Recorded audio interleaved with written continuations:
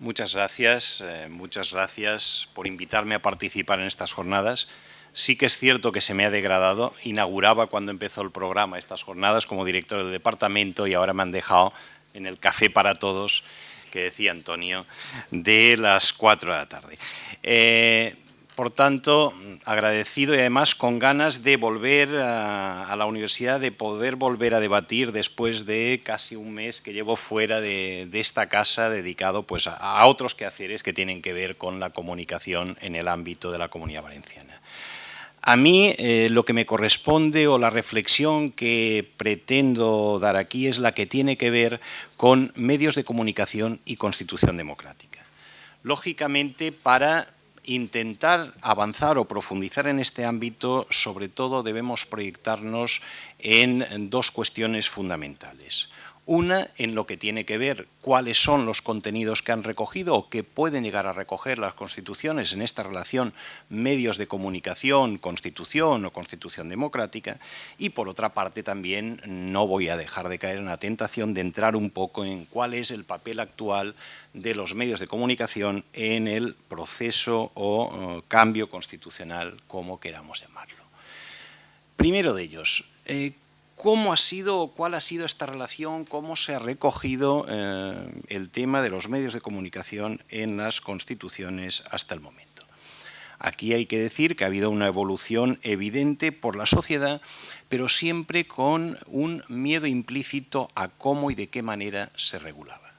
Lógicamente, la primera referencia es la que siempre recurrimos, 1789, con la Declaración de los Derechos del Hombre y Ciudadano, cuando el artículo 11 decía que todo ciudadano tiene derecho a hablar, escribir y publicar libremente. Un reconocimiento de un derecho por primera vez en nuestra historia como seres humanos y, lógicamente, en una declaración. Ya esa transformación o ese primer paso lo vemos con la Constitución de los Estados Unidos, en la primera enmienda a la Constitución de los Estados Unidos, donde no se reconoce expresamente, pero sí se habla de prohibir cualquier ley, entre otros ámbitos, que reduzca la libertad de expresión o vulnere la libertad de prensa. Estamos, por tanto, ya en una situación de defender de alguna manera este derecho, por lo menos prohibir todo aquello que pueda atentar a este derecho. Posteriormente, sobre estas dos premisas, prácticamente durante todo el siglo XIX y buena parte del siglo XX, hasta mitad del siglo XX, no hace falta entrar en ninguna de las constituciones, pero casi todas ellas entran en un ámbito únicamente de reconocimiento de ese derecho a la libertad de expresión o ese reconocimiento a la libertad de prensa, ¿no? Cualquier constitución, por ejemplo, la española de 1876, el texto sería idéntico en casi todos, se reconoce el derecho a emitir libremente ideas y opiniones a través de la imprenta. Aquí se introduce ya también u otro medio semejante. Por tanto, esa es la filosofía que se recoge hasta buena parte de las constituciones llegada a la Segunda Guerra Mundial. Aquí empieza un cambio, ya sobre todo con la Ley Fundamental de Bonn, con la Constitución alemana en 1949, su artículo 5.1, ya no solo se reconoce esta libertad de prensa y libertad de información, sino que se introduce un nuevo concepto, ya un nuevo concepto garantista. Es cuando se empieza a hablar ya esta libertad de prensa e información por radio, televisión y cinematografía serán garantizadas. Ya hay un derecho, una obligación de los poderes públicos, por tanto, de garantizar ya no solo un reconocimiento de un derecho o una libertad, sino una garantía de esa libertad. Vemos después constituciones como la española, donde se abunda, ya se habla un derecho a recibir y comunicar libremente información veraz, etcétera, etcétera, y ciertas garantías en cuanto a la televisión pública, o el 23, en razón de lo que nos había ocurrido con los medios de comunicación públicos durante la dictadura. Pero no van mucho más allá, solo hay quizá alguna constitución que se convierte en excepción en este sentido, como puede ser la Constitución portuguesa, por cierto, 2 años antes que la española, de 1976, donde sí que en su artículo 37 habla de libertad de expresión e información, pero ya en el 38 habla de la libertad de prensa y la libertad de los medios de comunicación. Ahí se regula esa independencia o se intenta garantizar la independencia de los medios de comunicación privados, se establece constitucionalmente también la necesidad de que haya medios de comunicación públicos y la garantía de que estos medios de comunicación actúen de una manera concreta, etcétera, etcétera. No solo eso, sino que además en otro artículo siguiente, en el 39, se detalla también cómo debe ser esta regulación de los medios e incluso se plantea la necesidad de una autoridad, llamemos audiovisual o independiente, para todo lo que pueda y tenga que ver con la regulación y la garantía de esa independencia y los derechos de los ciudadanos en esos medios de comunicación. Incluso se avanza más en otro artículo, el 40, cuando se habla de un derecho de antena de los grupos sociales y políticos significativos. Lo que nosotros también tenemos en esa especie de derecho de antena en los medios públicos, que la Constitución portuguesa lo plantea de otra manera, con mucho más contenido y con un planteamiento más general, no solo reducido a los medios de comunicación público. Por tanto, vemos cómo se ha ido desde un simple reconocimiento de derechos hasta casi una garantía de la existencia de estos medios, de qué tipo de medios pueden haber, de que puede haber una autoridad independiente, etcétera, etcétera. Ahora bien, en la sociedad actual, ¿esto es suficiente? ¿Estamos bien regulados, aunque regulemos como lo dice, por ejemplo, la Constitución portuguesa de hace ya más de 30 años? Realmente no. Hoy en día, si pensamos que estamos en la sociedad de la información y la comunicación global, yo creo que hemos llegado mucho más allá. Ya no basta regular eso a libertad de expresión, ya no basta regular eso del derecho a informar, incluso aunque sea información veraz. No basta garantizar la independencia a nivel constitucional si después no se tiene una norma que lo desarrolle. No basta establecer una autoridad independiente a nivel constitucional, en España no lo tenemos ni a nivel legal, sino que además tenemos que pensar que en el modelo de sociedad actual ya no es un control sobre los medios y contenidos, sino que el problema que tenemos está en el manejo de los flujos de la información. En la actualidad, el problema que podemos llegar a tener, o el problema en el que estamos metidos, es en evitar ya también que, además de todo eso, pueda haber un control sobre la red.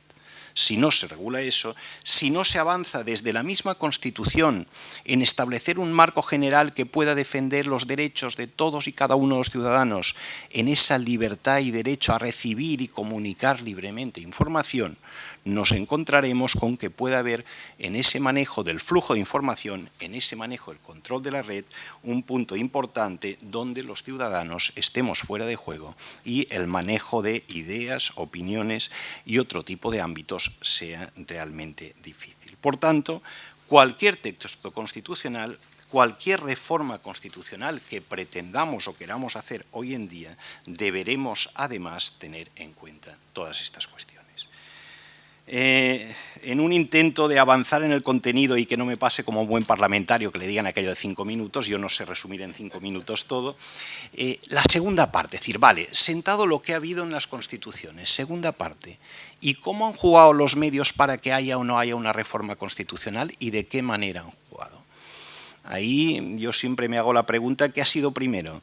¿La necesidad de reforma constitucional o los medios que lo han forzado en la opinión pública para que aparezca así? Aquello de ¿qué era primero, el huevo o la gallina? ¿No?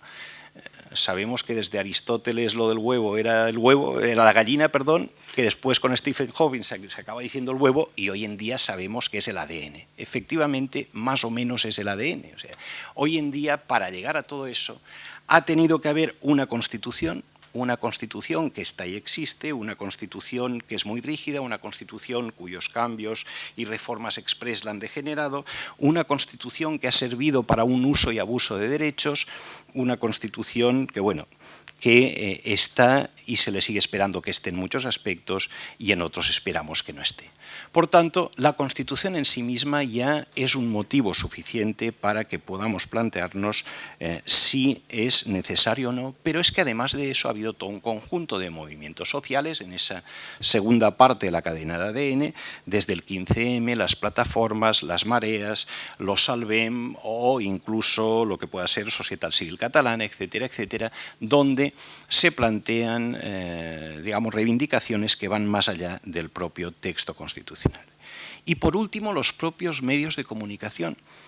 El debate político, el debate en torno a la reforma constitucional que más o menos al principio estuvieron en algún momento en los medios públicos, después hasta desapareció de los medios públicos, ha pasado de estar en estos sábados por la mañana, de estar en esos programas de cortes, etcétera, etcétera, al prime time de los sábados y los domingos, y no solo en una cadena, sino en varias. Entonces, hemos podido constatar cómo, curiosamente, hemos avanzado de que en este ámbito de la reforma constitucional, que antes mucha gente, salvo en los foros universitarios, salvo en ciertos ámbitos académicos de debate o de debate político, no estaba, ahora está en el comedor de las casas, ahora está en buena parte de los hogares. Y ahora ya no vale esconderse los distintos grupos políticos a esto de la Constitución lo dejemos estar, esto de la Constitución no sé qué es, o no vamos a plantearnos cambiar la Constitución. Pensemos en la reforma, por ejemplo, la propuesta de reforma 2005, cómo se quedó, qué recorrido tuvo y qué poco eco tuvo en la opinión pública o en los medios de comunicación. A día de hoy ya no vale. A día de hoy ni siquiera intentar hacer una reforma express como la del 135 tendría el pequeño eco que tuvo en los medios, y a día de hoy la posición de los medios es de un gran debate en torno al marco y reforma o no de la Constitución, cambio de la Constitución, proceso constituyente o como queramos llamarlo. Sobre esta base, ¿cuál será el papel de los medios? ¿Cómo van a jugar? ¿Cuál es la posición predominante que se va a defender? No la sabemos, aunque es cierto que podemos intuirlo por la estructura y por la posición de los medios de comunicación. Si el gran debate es a través de las teles, de una parte lo que pueda ser el grupo Mediapro con Antena 3, el grupo Planeta, cómo van a jugar a través de Antena 3 y La Sexta, cuál es el tipo de programa, cuál es el tipo de idea, cuáles son los tertulianos, cuáles son los políticos que van a intervenir en estos ámbitos, o si es desde el ámbito de Mediaset, cómo va a jugar Telecinco, si va a ser a través de Sálvame Deluxe o va a ser a través de otros programas de la 4 donde se debata la reforma constitucional. Ya no digamos ahora que han entrado la COPE y otros en los nuevos repartos de televisión, por lo tanto ahí puede que se entre también en el debate sobre libertad religiosa, etcétera, etcétera. A nivel de radio lo tenemos más o menos claro, sí que sabemos por dónde van a ir, la SER, COPE, Onda Cero, más o menos por los tertulianos, pero el enfoque es igual. Y por otra parte también habrá que ver en cuanto a los medios escritos, cuál es el planteamiento, cuál es el planteamiento de Prisa, cuál es el enfoque del país en este ámbito de la reforma constitucional, la posición de Unidad Editorial y El Mundo, etcétera, etcétera. Por tanto, sobre esta argamasa vemos cómo habrá una posición activista y podríamos catalogar ya más o menos cuáles pueden y cuáles no pueden ser, una posición de neutralidad en este ámbito, un juego también entre públicos y privados, veremos la posición de Televisión Española cuál es, ciertamente espero que no sea la de los telediarios habituales a los que nos tienen acostumbrados últimamente, pero podremos ver cómo en razón de ese juego públicos-privados, en razón de este juego dentro de los privados, cuáles juegan y en qué ámbito, con qué esfuerzo y con qué contenidos en lo de la reforma constitucional, tendremos el debate servido, y un debate servido, eso sí, ya no como antes, este debate ya está servido en el comedor de la casa. Ahora ya prácticamente es la decisión si queremos que sea un primer plato, si queremos que sea un segundo plato o un postre. Eso probablemente empecemos el 20 de diciembre. Nada más.